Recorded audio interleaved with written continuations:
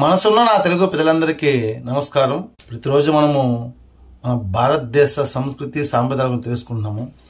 ఈరోజు కూడా ఒక సాంప్రదాయం గురించి తెలుసుకుందాం. అది ఏమిటంటే, ఉత్తరం వైపు తలపెట్టి మనిషి నిద్రపోవచ్చునా అనే విషయం గురించి తెలుసుకుందాం. తెలుసుకునే ముందు ఇంకా మన యొక్క ఛానల్ని కొత్తగా చూస్తున్న వాళ్ళు ఎవరైనా సబ్స్క్రైబ్ చేసుకోకపోతే సబ్స్క్రైబ్ చేసుకోండి. అలాగే వీడియోని ఆఖరి వరకు చూడండి. చూసిన తర్వాత వీడియోని తప్పకుండా లైక్ అనేది చేయండి. ఇక టాపిక్లోకి వెళ్దాం రండి. మనుషులుగా పుట్టిన మనము ప్రతిరోజు నిత్యం భోంచేయడం, నిద్రపోవడం, లేవడం, తర్వాత పనులకు పోవడం అనేది నిత్యం ఈ భూమిపైన జరుగుతూ ఉంటుంది. అటువంటి దాంట్లో ఒకటైన నిద్రపోవడం అనేది ప్రధానమైన అంశం.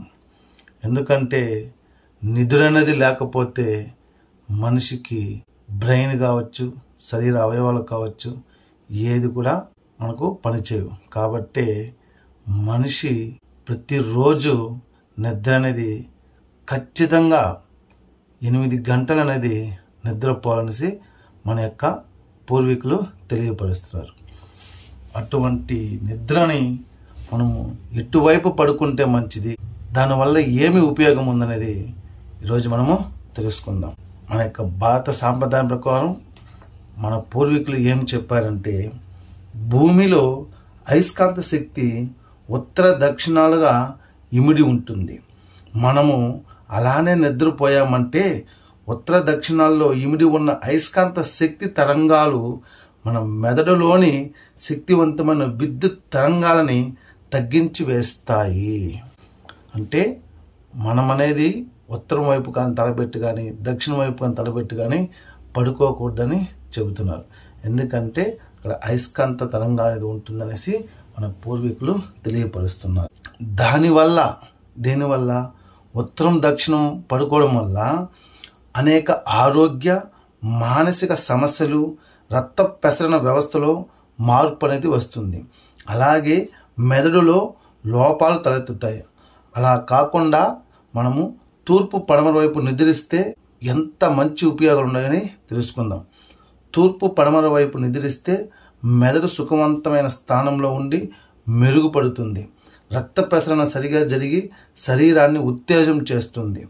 ఇది విజ్ఞాన శాస్త్రం ప్రకారము మనకు తెలిసి వస్తుంది. అలాగే మరి మన హిందూ సాంప్రదాయం ఏం చెబుతుందంటే, శ్మశానాలు ఏ గ్రామంలో అయినా దక్షిణం వైపే ఉంటాయి. ఉత్తరం వైపు తలబెట్టి నిద్రించి లేచినచో వెంటనే మనము శ్మశానం వైపు చూడవలసి వస్తుంది.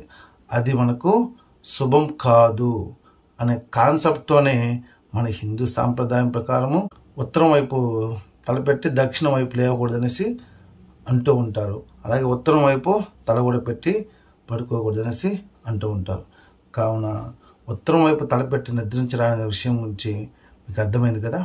కావున మన భారతీయులు ఏం చెప్పినా మనకు ఉపయోగపడేట్టుగానే చెబుతారండి. అది ఆషామాషిగా చెప్పరు.